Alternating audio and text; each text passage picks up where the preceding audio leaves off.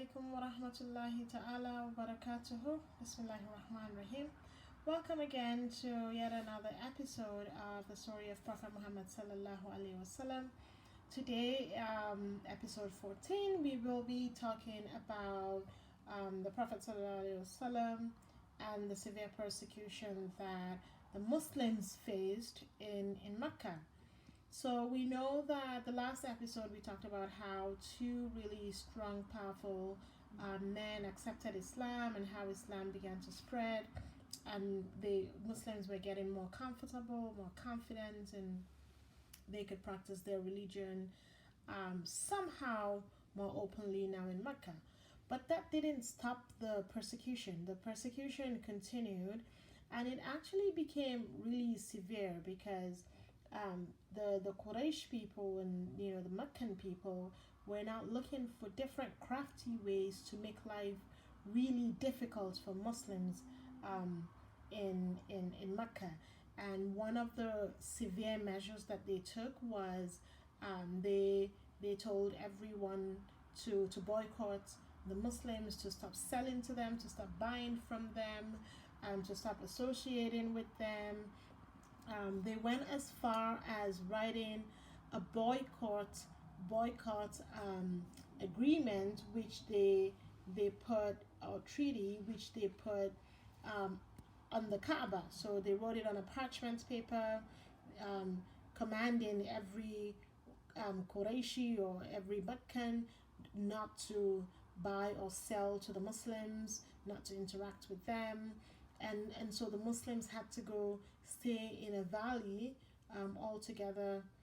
They stayed there, and they would wait until the trade caravans would come from other cities, and they would try to buy as much food to last them until the next trade caravan comes around.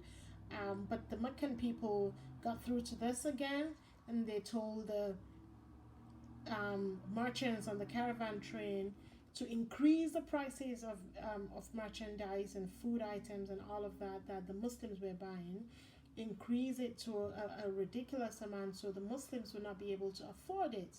And so the Muslims, try to get as much food as they can, at least for their children, and the adults just had to make do with no food for a long time. And this continued for 3 years. A lot of the Muslims died because of hunger and hardship and ill health. And then one day, Prophet Muhammad sallallahu alaihi wasallam received a revelation from Allah subhanahu wa ta'ala, Allah commanding him that the parchment paper which the boycott rules had been written and pasted on the Kaaba, that the parchment paper is no longer there, and the only word that was sitting on Kaaba was the word Allah. And so he said, go to the leader of the Quraysh, the Meccans, and tell them that the parchment paper is no longer there, and the only word there is the word Allah. And so the Prophet went to his uncle. His uncle Abu Talib was still a leader of the Meccan, but he wasn't a Muslim. He went to his uncle and he told him, he said, this is the revelation I got. Can you go confirm that the parchment paper is no longer there? And if it's no longer there, then that means that this rule has come to an end, and we should be able to continue life normally, be able to buy food, and so the Prophet's uncle, of course, also wanted to, help protect his brother. And so he went to the rest of the leaders and he told them, if we go to the Kaaba and if the parchment paper is no longer there, then we would agree that this rule has come to an end. And they went there, and by Allah's will, the parchment paper had been eaten by insects, and the only word that was left there was the word Allah. And so they grudgingly agreed that the treaty had, the boycott rule had come to an end, and so they had to end it, and the Muslims were now able to live their normal lives. But shortly after the boycott rule came to an end, Abu Talib, the Prophet's uncle, died, and one of the biggest tragedies, and also one of the biggest tragedies of the Prophet's life, his wife Khadija radiallahu anhu, Khadija radiallahu anhu also passed away shortly after that. His wife of 25 years, she died because of all the hardship and all that. But she died 25.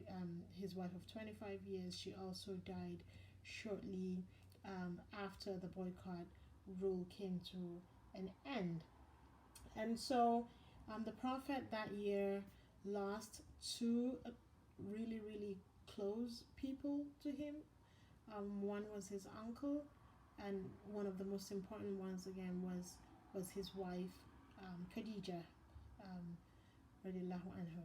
May the blessings of Allah be upon Khadija radiallahu anhu. And so that brings us to the end of episode 14, and inshallah we will continue with episode 15 inshallah on the next episode.